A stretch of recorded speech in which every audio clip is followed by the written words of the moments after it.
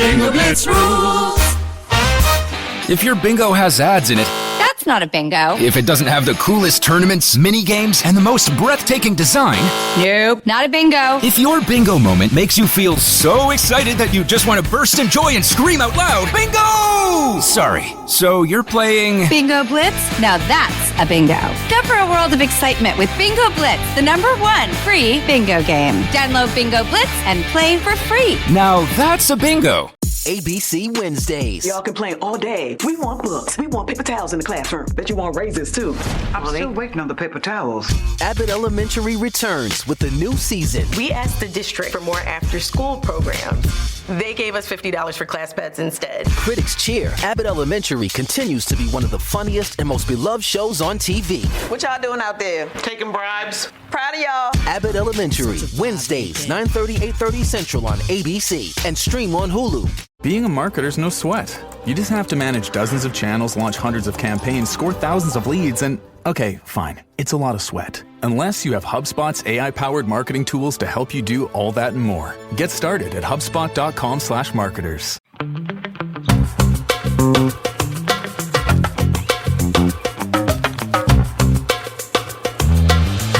Hello, everybody, and welcome back to another episode of Don't Blame Me.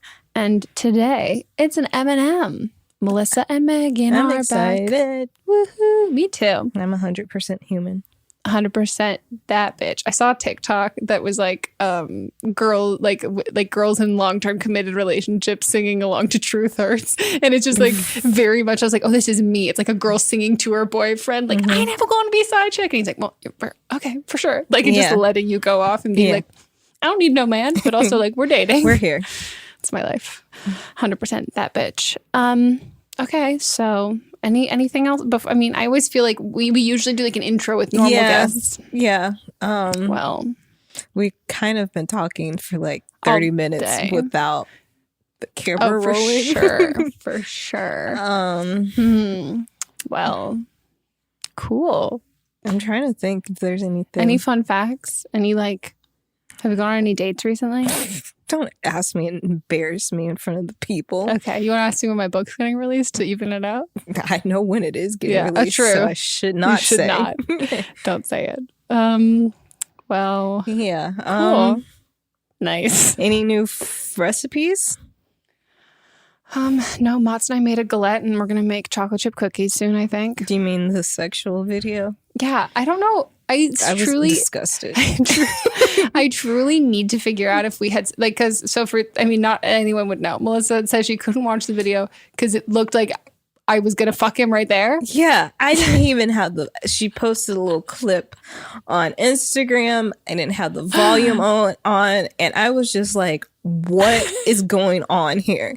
I did not want to know what was going on. All it looked like was Megan was ready to fuck. I was like, I am so uncomfortable and I will not be watching this video. So I'm trying to figure out, we either had sex before or after, and I need to rewatch it again to see like, oh, did we have sex while it was baking in the, like, do you know what I mean? Like, is there like I don't want to know what you mean.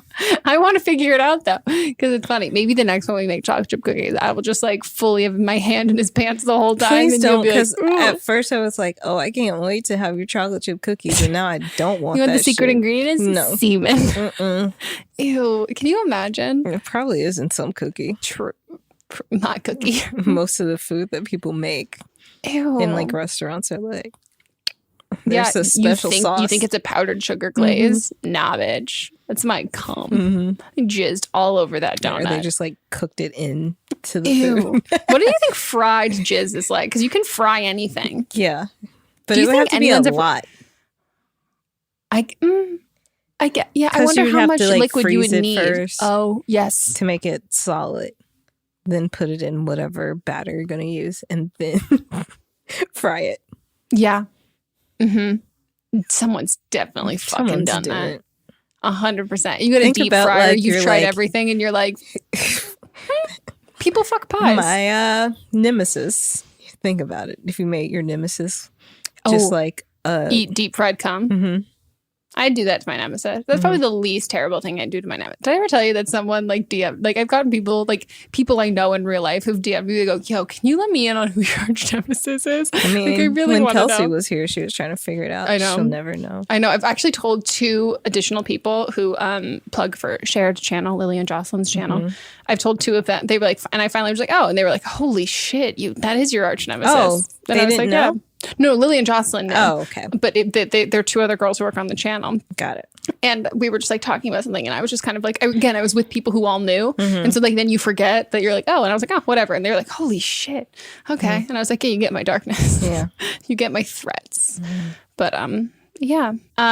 Well, now that we've discussed deep frying jizz. Deep fried jizz. Deep That's fried just jizz. the title of this episode. Deep fried jizz. The ads are fully being taken off on YouTube. And well, guys, this is Don't Blame Me. It's an advice podcast. We can't give you advice on how to deep fry jizz because we have yet to do it. Said how to do it. In theory, true. In true. But in practice, we don't have personal experience. But if any of you let us know, give us a call. 310-694-0976. Leave us voicemails asking for advice and things you want help on. And then if you're an international listener, you can send us an audio file at meghanpodcast@gmail.com. And scene. Hey, Megan and Melissa. So I'm 18 years old, and I recently just moved away from my hometown, graduated, to go to college. And my roommate's my best friend, and it's great so far. It's only been a week. But I have a boyfriend, and he followed me to college. Like, he never wanted to go to school, and he just came to school and followed me. And we've only been together for we've been talking for maybe 4 months, and we've been together for maybe 2. Or not even, I don't know. But he just, I don't want to be with him. I just want to be able to, I'm in college, I just want to be single. I want to be able to do, not whatever I want, but whatever I want. And we're in the same major, and it's not a huge school, so I would see him too, but my major is engineering, and that's not a very diverse major. It's mainly men, and I'm okay with that. I'm okay being the only girl in the room or being one of the few, but I don't want to be known as his girlfriend, so I just don't want to be in college with a boyfriend and have him be the only way people know me. And I just want to make friends, but it's kind of hard when your boyfriend is right behind you and won't let you talk to anybody unless they're talking to him too. And I don't know, he's not controlling, but it's hard to get him to understand that I don't want to be known as a relationship. I just want to be able to be known as myself. And this is his first relationship. So he's never had a heartbreak. He's never had a relationship, and it's not mine.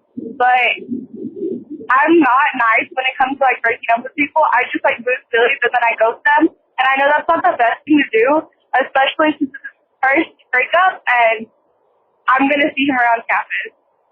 So I know I want to break up with him, but I don't know how to do it, and if we split roommate friends or what I'm doing. So any advice you have for me would be great. Thanks. Got a stage 5 clinger up in here. Yeah. First of all, I'm just happy that you're not calling to be should I break up with him? Yeah, you've already made up your mind. And you're right. Mm-hmm. Yeah, I mean, you guys are 18. Mm-hmm. You're just going to college. It's a lot to be taking in and to already be in a relationship when you get to college and then have him around you all the time. It's just a lot. There's a lot of growing that goes in. Mm-hmm. Even just your first semester, you change a lot. And it's true that I remember, I mean, I dropped out of college, but there are people who everyone I went to college with in my grade is 26. And there are people, for sure. And there's everyone that I think of that I'm oh yeah, so-and-so, they have a high school boyfriend, or they have a boy. You are right in the sense that mm-hmm. that is kind of how you will be known as somebody who, I didn't go in with a boyfriend, but I started dating a guy I think we met on like we met on the last day of Rush. And that was like, or he was like, I met him before that, but like it was like the second, third week of school. And that was like when I was like, fuck, no one knows me except for being this kind of thing. I will also say to anyone who's listening and taking this from like this, a controlling partner and boyfriend, girlfriend, or anything like that, it comes in so many different shades. So just because someone's not saying like, oh, you can't hang out with your friends, you can't talk to anybody else. But if you feel a pressure, even if they're not explicitly saying it, like by their actions, by certain things that they do, if it's not coming from like an aggressive place, but it's coming from like, oh, this just makes me feel really bad about myself place, that's still controlling. And that's something that I think like, you obviously don't need to be told that like this is a relationship that should end, but like anyone in general, like controlling can come in the ways of like emotional manipulation, and it doesn't have to be from someone who's like an aggressor and you are the I don't know what the other term of that is, but like someone can come at it from like oh, I'm insecure kind of way and makes you think it's your own idea. Yeah, it's toxic. Yeah. I think like you break up. I understand as two people who ghost. I think we very much relate. I think that it's really nice of you, and probably like the more courteous thing is what you're saying is you shouldn't do it. It is his first breakup. I think in general with anyone who's like a little bit like control. I'm just going to call him controlling, even though you didn't call him controlling. With anyone who's a little bit controlling, or you know that they're maybe more emotionally invested or anything like that, and I think that the best thing that you can do is to not leave any like loose ends. And I think it's then in ghosting, it can be kind of like, oh, I'm waiting around. Oh, what if like they're still waiting? Yeah. And I think especially because he followed you to that school. He'll follow you to class every fucking day at that point. Like, I don't think it's I think you want to do a clean break. And I would say, literally just like sit down with him and be like, hey, I've really liked dating you. I'm at this point and like where I'm at, I just don't see us together anymore. And like, I really like appreciate everything that we've had, but I don't have those same, I think it's really important to, in this situation, to say you don't have those same feelings for him anymore. Yeah. Cause if not, then they feel like I can fix what I'm doing. This, or at a later date, this will be, she'll come back around. And that's probably the hardest breakup to say, because it's just like, and I think you're amazing and great and you're going to be great for somebody else. It's just not me. And I think that that's kind of just where you need to end that, and just like that, have your piece be said. And then I wouldn't tack on, I'd like to be friends, or like I'd like to remain friends, or anything like that. I just wouldn't add that on. I also will say in this situation, I think, and you were friends with exes, I think that there needs to be a grace period so both parties can fully move on and get over, because I think there are instances where people are like, the person who's instigating the breakup, it's like, I want to be friends, and the person who's heartbroken is like, yeah, I'll be friends, and they're not ready to be friends, and then someone else is kind of doing it. So I think the best situation is when like two people naturally come back together and they're both like in good places, but it's not, I think you've been dated for that long, but he's been invested in you enough that I wouldn't say that you can just slip in. And it's not like you realized you guys are better as friends. I think you're having to break up with him. And then I think be cordial and like when you see him, but I wouldn't treat him in a way that you treat like, and you mean like, I don't think he needs like any sort of extra coddling at all. He's an 18-year-old. Yeah. And I mean, like, you guys have been together for 4 months, which in like high school terms, that seems like a lot. But now that you're older, it's really not. No, not at all. And I think it might be awkward for a bit. I went on a date with a guy and then who I had a class with, and then I was like, I'm never doing this again. And it was so awkward once I was like done. That's like me and everyone. Yeah, it's super fucking awkward. But it's only awkward for a certain period of time, and then you move on, you hook up with somebody else, like someone walks in on you when you're showering, something else happens that's awkward in your life, and you're like, oh, okay, whatever. This is like, it's all like a manageable sense of awkwardness, and it's not going to last forever. And if he's like being immature or like a lot about it, and is like, yeah, if you find that he is getting like a little too attached and like too clingy, don't succumb to it in the sense that you feel like you need to coddle his feelings or apologize for any of that. Like, you need to set the boundaries, because he followed you to college, which is fucking and you've been together 4 months. That means like when you guys like first started dating, he decided to go to college with you, because you would have had to have your papers in sooner. Yeah, it's just not That's awkward. It's just a lot, and it's like not a normal, I don't want to say, whatever. It's not a normal amount of a lot. Like this is someone that like, that is a lot, and be cognizant of that. And it can be hard when you're in a relationship that kind of moves like very fast in that way that you get used to it, but then realize like, oh wait, no.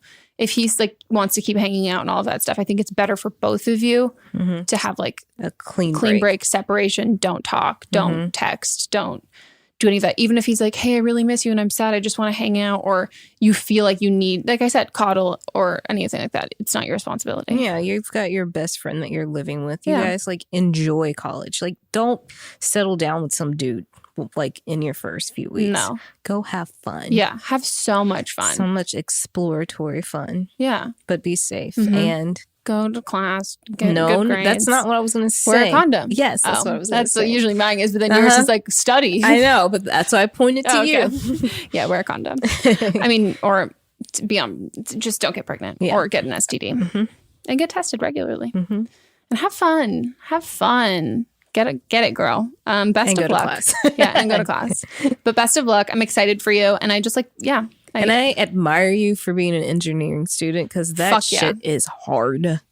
Like so hard. I was like physics when I went to school, and I was like, and it was like mostly dudes. And I was just like, I can't be around these guys for the next 4 years. And it was only like 10 people in the program. Yeah. I'm always very impressed when I see like, I think about like when I see a woman graduate with like an engineering degree, it's like, yes, you're smart, but also your tolerance for bullshit is insane. Of just like guys like circle jerking, like I'm fucking smart, like I'm the fucking like that's amazing. Yeah, you're gonna go so far in life, and you're gonna make a lot of money, so much money with just a bachelor's degree, which is insane. Yeah. The entry level, oh my god, fucking crazy. Okay, we're going to go on to the next. Hi. So I'm 23 years old, and I just recently got out of a relationship. But so when me and this guy were dating, his ex started watching my Instagram stories. Like, she didn't follow me on Instagram. She just would watch my stories. So a couple of weeks after we broke up, I noticed she was still watching my Instagram stories, which when we were dating, it was weird, but then it was still weird, like, after we've broken up. So I messaged her and was like, hey, you don't have to watch my stories anymore. Like, we're not together anymore. And so she sent me back this message and was like, basically was like, oh, well, I'm not, in communication with him, so I just wanted to, like, see how he was doing and, like, stuff like that, which is really weird. And, like, I knew that they did communicate, like, while we were together because she messaged him while we were dating. And so, anyways, that was super weird. But here recently, like, I've seen, like, signs of them, like, talking again. But they haven't, like, said they're in a relationship again. But since they've kind of made it obvious they're talking again, she's been watching my Instagram stories again, which is, again, really weird. So I don't know if I should, like, message her again, or should I just like leave it alone? So yeah, that's just what I'm wondering. I love that you messaged her. I do too. I was not expecting the story to go that way. I thought it was just going to end with, hey, this is weird. What should I do? But no, you messaged her, so she like knows that you know. Yeah. And it takes, well, it's not like so much energy, but it takes so much thought to sit and search for someone that you don't follow and then watch their stories. Oh, as somebody who does it, I know. It's a lot. And also the fact that so I've just been blocked from the people that I would follow. So from multiple accounts. I know. But so I like very much applaud you. I think here's the thing. I think that as somebody who does this, it comes from an insecurity. Like she's coming at it from like the fact that like she just feels shitty about like herself and maybe her situation, and she's comparing herself to you. And so for her, she's trying to get ammo in either direction. She's trying to get ammo in the sense that like, oh my God, that negative thought in my brain, I'm right, I'm the worst. Like this girl's so much cooler than me. She's so much prettier than me. Her life's so much cooler than me. Or she's looking at it and like is like, fuck this girl. Like, wow, she's so lame. Like I'm so much better. But regardless, none of it has anything to do with you. And I think like messaging her doesn't really do anything. I think like if you want to do anything, I think probably the best thing to do, because I think it'll also be better for her mental health. Again, as somebody who's been blocked so many times, it now takes me so much more energy and effort to go search for someone. Yep. And like the specific person that I'm talking about, it takes so much time because I can't just go onto my Instagram and look. I can't go onto my Finsta and look. I literally have to go onto a website and type in their name and like look. And it just makes it harder to do.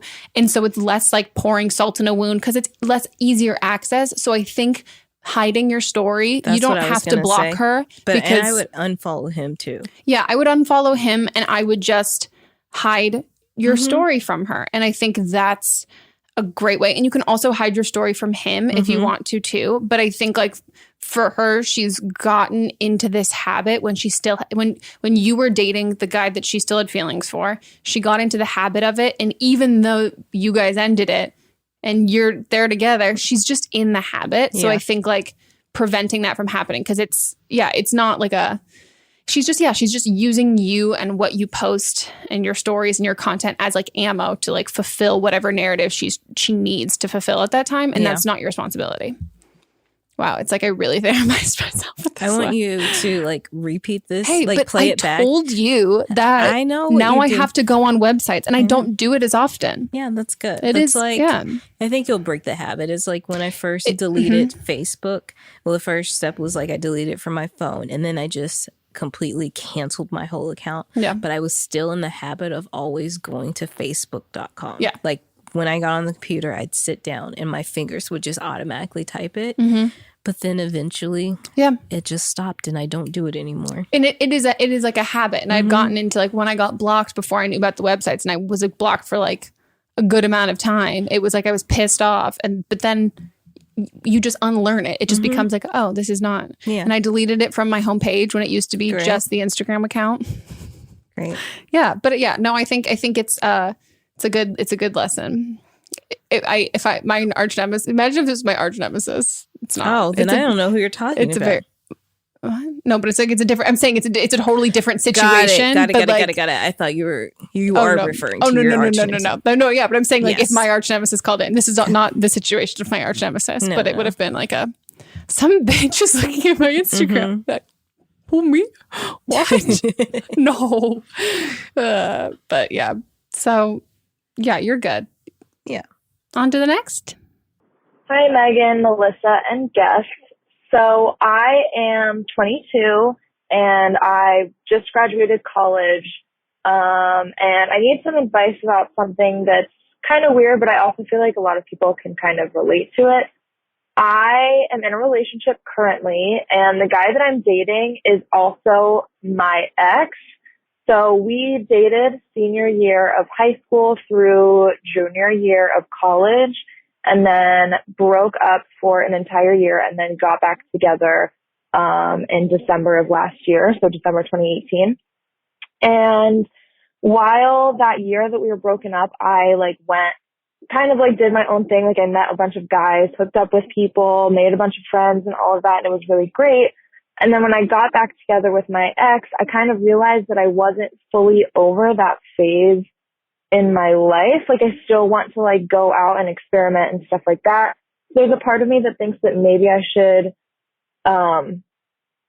maybe bring up an open relationship to my boyfriend, but I'm afraid that if I do that, I will like fully end up leaving.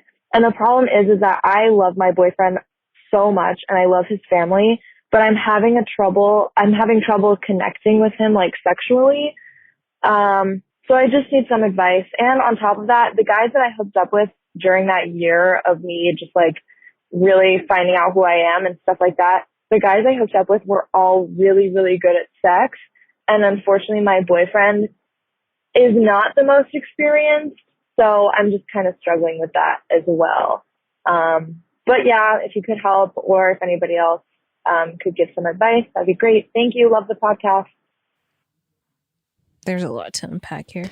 Yeah. I mean, I think the first thing that you need to do is figure out your deal breakers, because sexual compatibility and all of that kind of stuff, like you saying, like, I feel like if I had like brought up an open relationship, like that'd be the end of us. And it would only be the end of you. I mean, if he's not respectful of like what you want, then also he's not your guy. But or she's saying that I might find somebody else that is better. Yeah, I think you need to figure out your deal breakers, because like if you're not being satisfied here, that's not on you. Yeah. Like this is something that like you have every right to be like, okay, our relationship it's not going to end. Like we're not going to be each other's end all be all. And I think if you want to be in an open relationship, if he says no to that, you have to figure out like, do I want to be in this relationship exactly how it is and have nothing change? Mm-hmm. Or do I want this relationship and it can change and we can have an open relationship. We can like, our sex can get better. And if he's not willing to do the things that would make you want to stay in this relationship, then you don't want to be in this relationship. Mm-hmm. Like you have to look at it in that kind of way, because like there's so much of like the caveats of being like, well, everything's perfect except this. I'm going to stick around until this and this and this. But if you're with a partner who's not willing to like do their part in changing that and getting it to be in a relationship that like is fulfilling for both of you, then it's never going to get there. And then you're holding on to something that's not going to happen. Mm-hmm. Yeah, it feels like to me that you're comfortable being with him. Like she's dated him for a long time. Yeah, you guys, I don't even think I would call him your ex. I would say like he's your boyfriend that you guys broke up, but you're back together. Mm-hmm. Yeah, he's not your ex. He's just your boyfriend. Yeah. It seems like you love him and you love his family, but it could be like there's different types of love. It can just be a love where you guys are great friends. And if you're not compatible sexually, then maybe he's not the one for you. Yeah. Or it might be also that you were out here and it was just like the sex was good because you were having like sparkly new sex, that you weren't connecting with somebody emotionally. And so maybe you need to, or not need to, maybe a suggestion would be to like find things to spice up your bedroom. There might be things that you like and other guys were doing it and your boyfriend might necessarily not know that you like it. Yeah, you might not even have known. Yeah, or like you guys are like he might have been like your first, I don't know, just because you were dating so young in high school, that you were like used to a certain type of sex and now you've experienced other things and you're like, hey, I'm interested in this. So introducing new things in the bedroom. And I think there's something like when you're hooking up with new people or one night stand or anything like that, you can feel a little bit more comfortable asking for what you want, because you're just like... Or doing things that you wouldn't normally do. Yeah. And having someone else suggest something and being like, sure, let's go for it, because you don't have anything to compare it to with that person necessarily.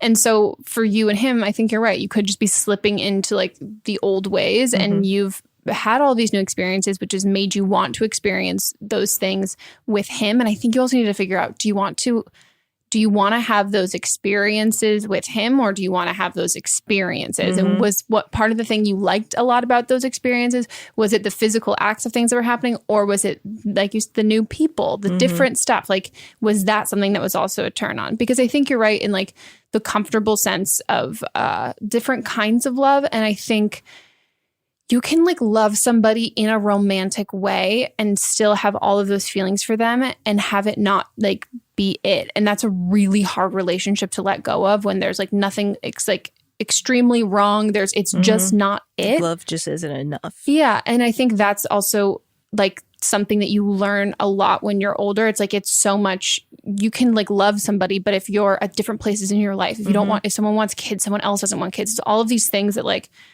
in the scheme of things, they're just one thing on a con list and everything else is pro, but it does all play into like what you want your life to be like. So I would say like speak up sexually with him, but then also really think about the fact, like, is it all of those things that I did sexually with these guys and how good they were at sex? Is that what I want my boyfriend to be like? Or those experiences, do I want to have, because you're saying I feel like I wasn't done with those experiences. Are you not done? Could you introduce those experiences into a relationship? Or are you not done with those experiences with new people being single? And if that's the case, I think having an honest conversation with him. But I would also, if you're talking about an open relationship, I think a relationship needs to be incredible. And we've talked this with like people who are polyamorous, who've been in open relationships, who've been guests on the podcast before. An open relationship needs to be the way to have a healthy open relationship, as Gabby said. It's about it's about your relationship. It's about bringing you and your partner closer. Right. And that's going to be a turn on for both of you. And it's not something that someone does to keep the other partner, to appease the other partner. It needs to be something that brings you closer. So if you feel like you are drifting away and you feel like that's it, I think emotionally sparing him the like emotional turmoil of being in an open relationship and then breaking up, like I don't think I would try and avoid that if I were you, unless later down the road you already spice up your own sex life between you and him. Spice it up there and decide if that's something that you like are comfortable with and you're good with and like you feel like, and then have it be like, okay, this is a new thing that's going to bring us closer. Right. It's not like I'm not getting this from you, so I need to get it from somebody else. Yeah. And I wonder if like a part of it too is that you had mentioned that he was inexperienced. So are you hoping that he goes out and gets more experience and brings it back too? Yeah. And you also don't have to have, you can read, you can learn all of this stuff. It doesn't have to be like actual like acting that stuff out. But also I wonder too, if you want him, do you want him to also go explore other stuff because you want him to gain experience and bring it into your relationship? Or also is there a part of you that feels a little guilty that you experience and had all this other stuff and so you feel good, like you'd be okay leaving this relationship, but you want him to feel like empowered and sexy and that he's desired and all of that stuff. Because again, you guys just might not be it. And that's also like okay. And you can like love someone's family and like that, and they can have served your relationship. It can have been great, but it doesn't necessarily mean that that's who you're going to spend the rest of your life with. Right. So have a conversation with him and let us know how it goes. Dress up somebody else. Yeah, wear a wig. Okay, guys, we're going to take a quick break and we'll be right back.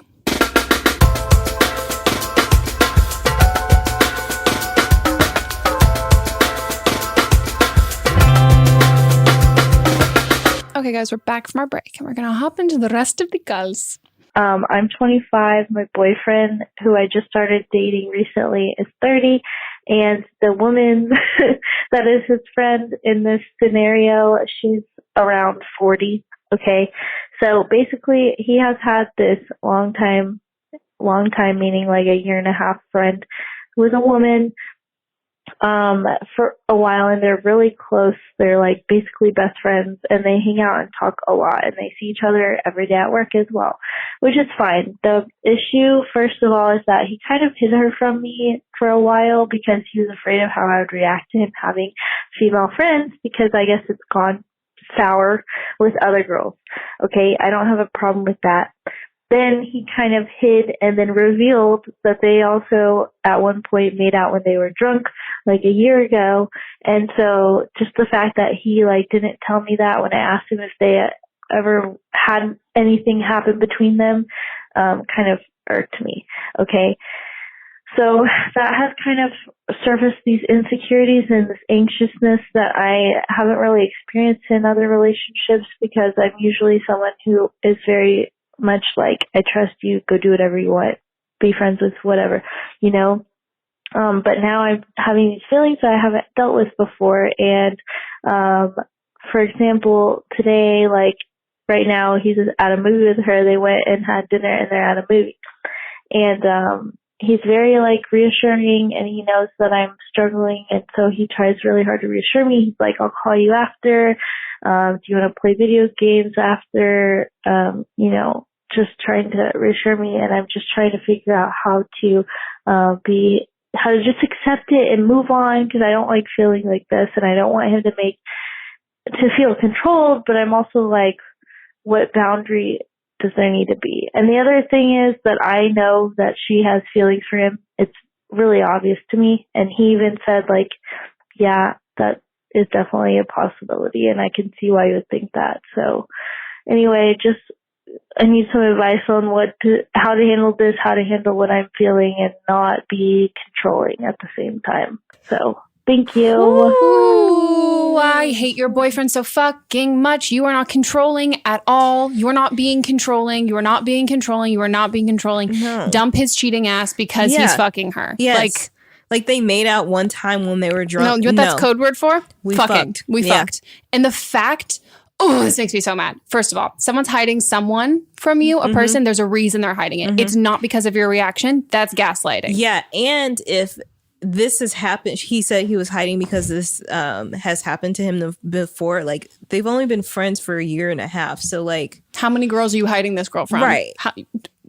Like, what? It doesn't add up. Here's the thing. I very much have been in your position and I understand what this is like. But the thing is that you have to get, it's here, you're being gaslit. And that's like it's a big phrase to use. And I'm also, we've talked about this on the podcast before. It's a big term to use. And it really comes in like the Twitter cancel culture of like, wow, fuck you, this kind of stuff. And I think a lot of the times we think that we know that it's happening and it's a really obvious manipulation, evil. This is like a villain who does this kind of thing and it's super clear. And it's not. It's in the narrative and it's in the way and the words that you're using of controlling. Women don't call themselves controlling. Nope. Men call women controlling and we think that we have become controlling and we think that it's a statement we've created ourselves. But it's not. It's not a statement that we come out of the womb thinking about ourselves at all. And and I'm just, again, I just say this because I understand. There is nothing more like the epitome of gaslighting is telling someone that you lied to them because of what they were afraid of your reaction and your interpretation would be. Then that's where I say, well, I would be upset if you cheated, but I wouldn't be upset if you had a friend. It's like, well, I thought you would because other girls would be. Not true. That's not a true thing. That's not a true statement. If he's dating you, he should think highly enough of you that you're not like this, like, and like you said, you are a self-proclaimed not jealous person, which means he has no reason in this relationship to assume that he should need to hide something. He's going to hide something that has actual meaning to it. And then on top of that, the fact that he lied immediately and was like, no, nothing's ever happened. And you finally get it out that like they kissed when they were drunk. Again, gonna tell you right here, they had sex. Like FYI, they had sex. Even if he won't tell it or admit it to you and he swears on his life, on anyone's life, they had sex. Just gonna break it to you. And I feel like I'm gonna be mean to you because you need to break up with him and I'm gonna be super blunt about it. On top of that, the fact that this is how you know the truth. This is my hack of how the truth comes. If the full truth is out, things change and things adapt. He would not be hanging out with her. He wouldn't need you to tell him that. He would do that on his own accord because he would be realizing and knowing, I admitted, I lied, I fucked up. Here, I'm going to do everything in my power to prove to you and to show you how much I care about you without assuming and knowing that this is going to guarantee that we're going to be back together. I'm just going to do this to prove it to myself and to prove it to you. He's not doing that, which means there are still lies. He's still hanging out with her. He's still doing all this. So if he were to stop hanging out with her, it would have to be on your own accord, which then puts the blame and the fault in your court, not his. And he's able to protect that lie, which is they are fucking. And all of it. And the fact that he's coming up with like you saying it seems like she could have feelings for you, him saying yes is getting his ass out of it too, to be like, yeah, so if you see us or you see our conversations and you read it as flirty, I'm going to make you think it's her flirting with me and me not flirting with her and it's not reciprocated. And if he was a good guy, would not hang out with her, would not do any of this, would not do anything to make you feel this way at all. And the fact that he's being like, well, you're feeling that, like, knowing that you feel this way and putting that on you, again, it's gaslighting and he's cheating on you. If she's such a great person, then he should, and they're friends, he should want you to be friends with her. Yeah. I'm just talking from personal, logistically, personal experience, everyone here knows that I'm friends with my exes. Oh, but you mean from the beginning? Yeah, from the beginning. Yeah, that makes sense. Like when one of my exes, he started dating his current girlfriend. We didn't hang out at all. Yeah. Like we stopped hanging out one-on-one. Period. And then once they realized they were serious about each other, he invited me to come meet her because he was you're awesome. She's awesome. I think you guys will be friends. I hang out with them. I hang out with her a lot. I never hang out with just him. And that's also you being respectful of the relationship. And he knows that too. And he's never asked me just to hang out with him. Because it's disrespectful of the relationship and the fact that as a woman who supports other women, the fact that she is hanging out with your boyfriend is because he's not calling her. Yep. He's not calling you his girlfriend to her. She's not doing, you are either being painted as my super controlling girlfriend who like won't let me do anything and she's such a drag, we're totally going to break up. And she's like, okay, well, I'll wait around until like this is you're giving me my little caveat, like my little like squeeze in and like I'm just waiting.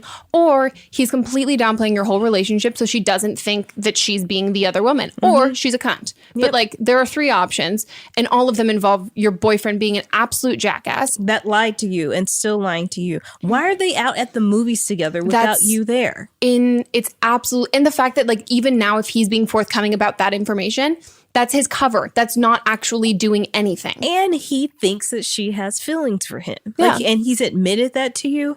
If you think that somebody has feelings for you, that is so disrespectful you're such a to go dick. hang out with.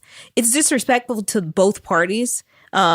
Like to hang out with her, leading the coworker on to make it feel like that, like, you know, she has a chance, and then disrespectful for you because he's hanging out with someone that he knows has feelings for him. Yeah, and they've knows made that out you know before. it, and is being like, Just made out. And also, they're on a date, and I'm going to be again level with you and say this.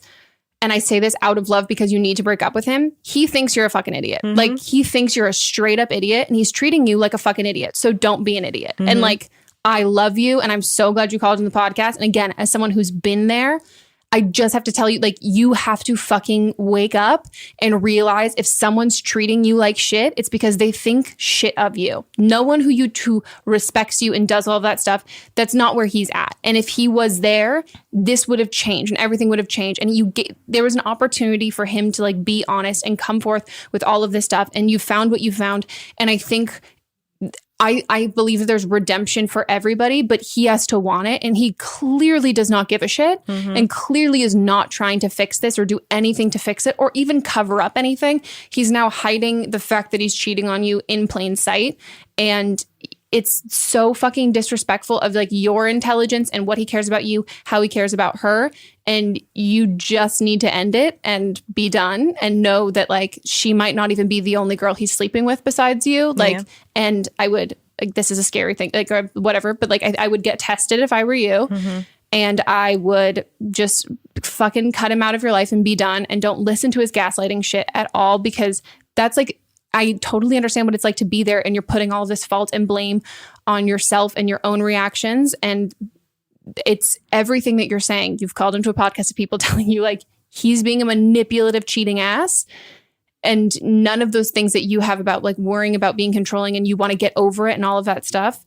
That's not how this works. Again, as somebody who's in therapy, there's not the idea. If anyone tells you need to get over something, that's trying to shove away and push away your valid emotions that come from like actual legitimate actions. And it's someone trying to get away with more shit. It's like, please just get over it so we can move on because I don't want you to figure out the rest of the shit. And if you need to figure it all out, go through his phone, go through his messages, go through everything, and you'll see it all. Go to the movie, sit behind them. Follow him in your car with your friend. Like if you need more evidence, which again, I get that. And there is a part when you're being gaslit, there's so much of like, you begin to question your own reality and of being like, am I doing this? Like, what's real? What's not? What am I reading into? What am I not? Go with a friend. Tell your friend the whole thing. Again, you have people here who've been like, yeah, no, you're not crazy. And build up that evidence that you might need. If you don't need that, great. But if you need that evidence, build that evidence up and you'll see it. Go through if he has any apps on his phone that you don't know what they mean and they potentially kind of look like a lock or something like that. That's usually password protected, hidden photos and hidden text messages. I would also check to see what her name in his phone is. I would look at her initials because he probably is keeping her name. Look at the male version of his name. Look through the text, even if it looks like text of his friends. If he's probably hiding her there under something else. Look in his deleted photo album. Look at Instagram DMs. And here's the big one that this will blow your mind. Look at his Slack messages between her if they're working together. Like look at all of this shit, and you will no longer be able to. It's an empowering feeling to know that you are not wrong. Like you are right. You're validated in these like feelings. And if you need all of that information and you need all of that evidence, find it. Cause I promise you it's there. It's there. And because you need to break up with him because he's a fucking piece of shit. And there's nothing he's doing there's no redeeming quality of him at all. And we've said this before. I don't think it's about like the actions that we make that deem like if we're a good or a bad person or if our relationship is doomed or not. It's about how you recover from it. And he's not doing that. He's playing you like a fucking fiddle. I hate this guy. I hate him too. And also, if you need some help finding evidence, I fully can. If you want me to slide into his DMs on my Finsta and I'll like pimp my Finsta out with some hot pics, or I can slide into his DMs on my regular one and like flirt and then show you he's a piece of shit. Yeah, but you've got to unfollow her first. Yeah, unfollow me before you do that. Yeah. But let me know. Don't unfollow me until like you say you want me to do that. I need to know. So then we'll coordinate. Yeah. But yeah. And let us know how it goes. Or just DM us on Instagram on Don't Blame Meme Pod if you don't want to come out and say all of it. Yeah. But yeah, fuck that dude. I'm sorry. Yeah, I'm so sorry. And I'm sorry that I was mean, but like you need to break up with him. Yeah. He's a piece of shit. I just love how like, oh, we drunkenly made out. It is universal term for we fucked. Yeah. Yep. Yeah, I've drunkenly made out with a lot of people. Hello, Megan and Melissa. Hello. Okay, so I called him before, but honestly, it was a mess. And other stuff has happened. So, okay. So, I was having, so here's like the backstory. Okay. So I was having like problems like with like my like period, whatever. And I had an IUD. I went in, had an ultrasound of my IUD. Everybody said it was fine. You're good. And that was on June 5th. And then June 11th, I hook up with a guy. After I broke up with my ex-girlfriend. So he was like, definitely like rebound. But we had discussed beforehand, like the cleanliness of the both of us. Like we were both STD free and I had an IUD. So as far as I knew, we were safe. But that was not the case because I found out that I was pregnant on July 13th. Ow. I went in immediately that day to go get checked out. They had me come back a couple days later to try and get the IUD out. They couldn't, so they sent me home. The next day I was at work, and I had this like really sharp pain. Ended up getting rushed to the emergency room. I had an ultrasound. Turns out that it was a tubular pregnancy. And it had erupted and I was bleeding internally. So, I went in for emergency surgery. And I like don't have a tube now on my left side. So now I'm like without a tube. But I can still have babies, so it's okay. So he like still like reached out to me, like wanting to like see me. And he knows that I had the surgery, but like he thinks it's because like I had like a tube, like a cyst on my tube, whatever. But now I'm like having bills come in and it's pretty expensive from this surgery. And would it be wrong of me to ask to like alleviate some of like my stress, like in regards to like the bills? Because like technically it does take two to tango. And like, how should I tell him? I don't know how to go about this, and it like stresses me out. So please help me. Thank you. Oh my God. First of all, I'm so sorry. Like that is, I mean, even you said you don't want kids, so it's like it's not a that's like a painful and expensive experience. Mm-hmm. So I'm so sorry that my vagina is clenching just thinking about it. Mm-hmm. Okay. This is, I mean, it's tricky. I'm very much in the camp of, I think you should be honest with him and tell him like, hey, FYI, it wasn't actually a cyst on my fallopian tube. Like, that time, remember we had sex and I thought my IUD was fine. Turns out it wasn't actually working and I got pregnant and it was like a tubular pregnancy. Mm-hmm. And that was what happened and like it actually ruptured. I think I would start by just telling him that. And I think from there, I think hopefully it would be fantastic if he was like, oh my gosh, I'm so sorry. Like, that's crazy. And you can even respond and like, this is how I would probably bring it up. And then I would respond and be like, yeah, it sucks. And like, good God, like how fucking expensive. Like I thought having a kid was having expensive. I can't believe like, and me making a joke, like this is like, and it's like bleeding me dry. This is so expensive sort of a thing. And he might offer, from there. But I think you have every right to like say like, hey, this might feel like a little like uncomfortable, and I just thought I'd ask. And if it's no, okay, but I feel like I should just ask. This is actually what happened, and it's really expensive.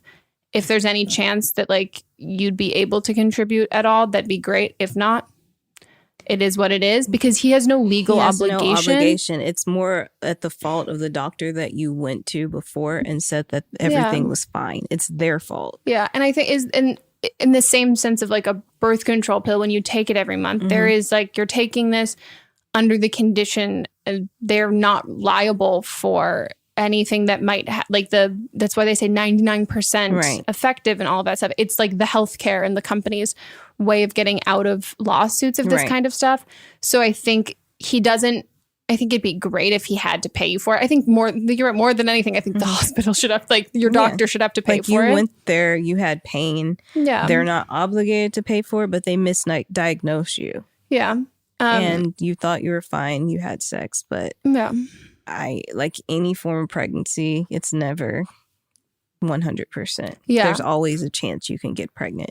In this case, you did, and it was a tubular pregnancy. And unfortunately, it caused a lot of further issues, but he has no obligation to do anything. No, but that doesn't mean you can't ask. You can ask, but there is no guarantee. And also, like, it's not like he could say he could and then he doesn't, and it's not like you could follow up with like lawyers or anything like that. It's kind of more if he wants to, it'd be a really great thing, and I would like love that. And I think every guy I know would definitely be like, oh my god, 100%.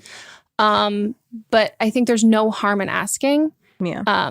You might have a bruised ego if he says no, but you don't know the answer unless you ask. Yeah, which I think is great. And then also, as like a lesson for all of this stuff, I think like it's great. Like I have a friend who have had an IUD, and her boyfriend, they were hooking up one time and he like felt it. Yeah, I had a friend too. And that there's some sort of like things can fall and be misplaced, and doctors will always tell you like, oh no, you'll feel it. And in your case, you did feel it, and they misdiagnosed you. But I've had friends who didn't feel it, and then something happened and that kind of stuff. So I think like the safest way, especially if you're having, even if you're clean with, like you both say that you're clean, I think.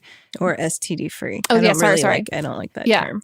I think if you have a conversation with a partner the first time you're having sex and you say that you're both STD free, I think precautionary, it's courteous to both of you to still use protection the first couple times. I think like for me, I'm like, oh my gosh, wow, I want you to be concerned about your own sexual health. I don't want you to think that I'm lying about, I'm not going to say like, oh, if you wear a condom and I've told you that I'm STD free, you're going to think that I'm lying or anything like that. I think it's just a courteous thing that is kind of like all of those precautions. And even if it's someone that you don't plan on sleeping with for long term, even just like you, like a fuck buddy, maybe the first couple times and even though you have this other form of birth control, it's just it's an added form. Also, this should be like something that all women should be aware of. If you think that there's something wrong with your body, don't just settle like for one doctor's opinion, get a second opinion and a third. If you still think like there's something wrong and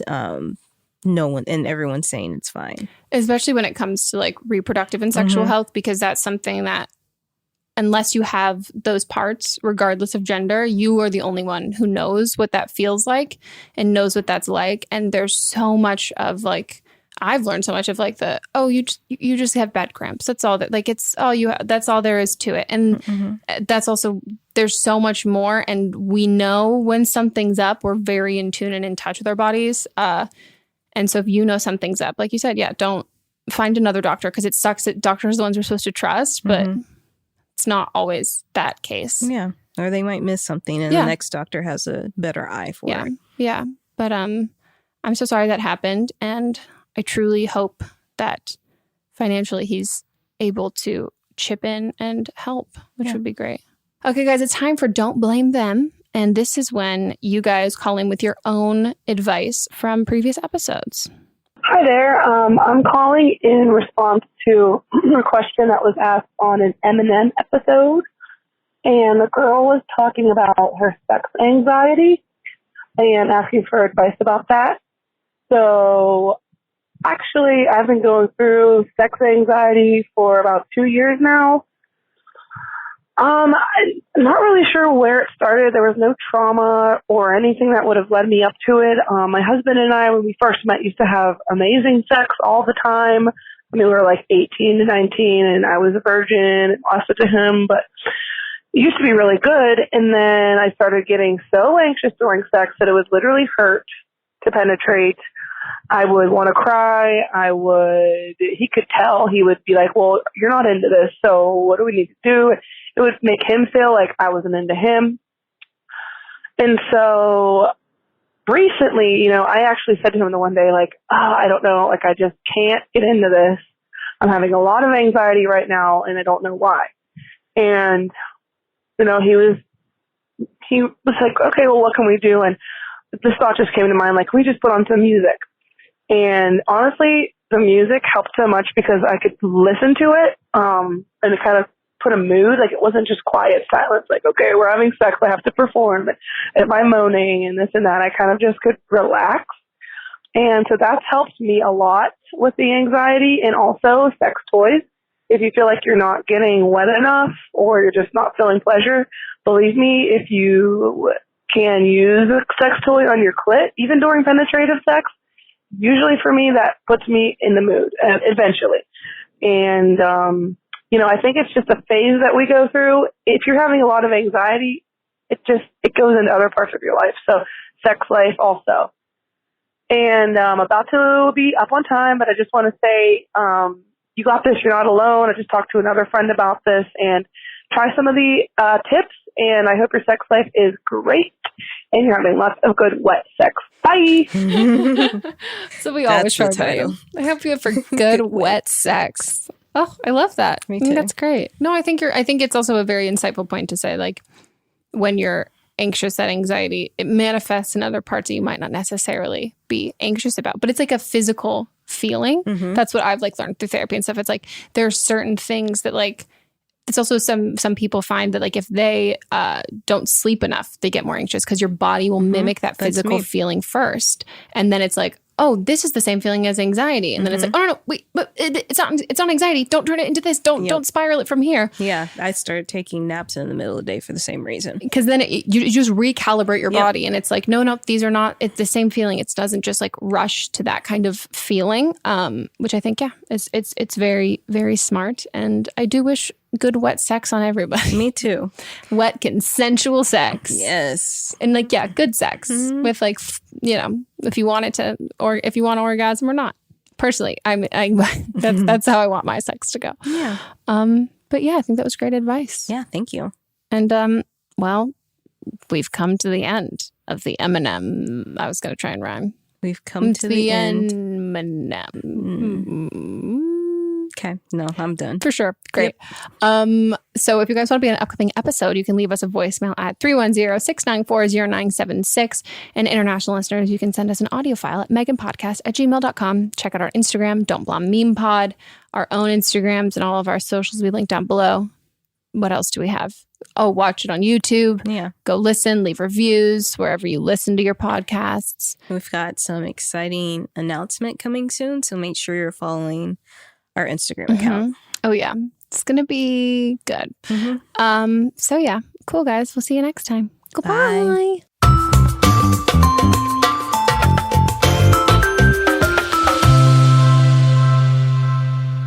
Don't Blame Me is a production by me, executive produced by Melissa DeMonts, camera operator Amanda Lechner, and music by Ryan Hunter and Giacomo Picasso, part of the HerPod Network. What's up, everyone? It's Noah Daniels. Hey, y'all. I'm JJ. Hey, guys. It's Kat. And we're your hosts of the Real Hauntings podcast, where we bring on guests who share their first-hand encounter ghost stories and supernatural experiences. Now on to the trailer. I've been warned to not tell this story, but I think because of the way it ends, it's okay to tell this story, because some people say that with certain entities, to like speak of them or talk about them or in any way like portray them as powerful will attract them to other people. The creepiest thing about it to me is a lot of times it would wait for me to notice it. Like, it would just lay its arm out like this, and then I'd be like, where is it? Where is it? And then I'd see it, and then it would just slither back. For more information on the Real Hauntings, Real Ghost Stories podcast, make sure you check out real.fm to learn more about our podcast and many other amazing podcasts. Hi, this is Rob Benedict. And I am Richard Spate. We were both on a little show you might know called Supernatural. It had a pretty good run, 15 seasons, 327 episodes. And though we have seen, of course, every episode many times, we figured, hey, now that we're wrapped, let's watch it all again. And we can't do that alone, so we're inviting the cast and crew that made the show along for the ride. We've got writers, producers, composers, directors, and we'll of course have some actors on as well, including some certain guys that played some certain pretty iconic brothers. It was kind of a little bit of a left field choice in the best way possible. The note from Kripke was, he's great, we love him, but we're looking for like a really intelligent Duchovny type. With 15 seasons to explore, it's going to be the road trip of several lifetimes. So please join us and subscribe to Supernatural Then and Now. Listening to a podcast should be time well spent, and I promise it will be if you'll give this podcast a try. It's called Something You Should Know. I'm the host, Mike Carruthers, and in every episode, I talk with leading experts on topics I know you will find fascinating. From why people can't keep secrets, what your favorite music says about you, why your pet acts in strange ways, and so much more. Something You Should Know is designed to give you information you can use in your life and give you great intel that you can share with others. I'm told it's a binge-worthy podcast. And with over 1,000 episodes, there's a lot to binge on. Something You Should Know has been ranked in the top of the Apple Podcast charts consistently for a long time. I know you're going to like this. I just need to get you to try it. Something You Should Know. It's available wherever you listen to podcasts.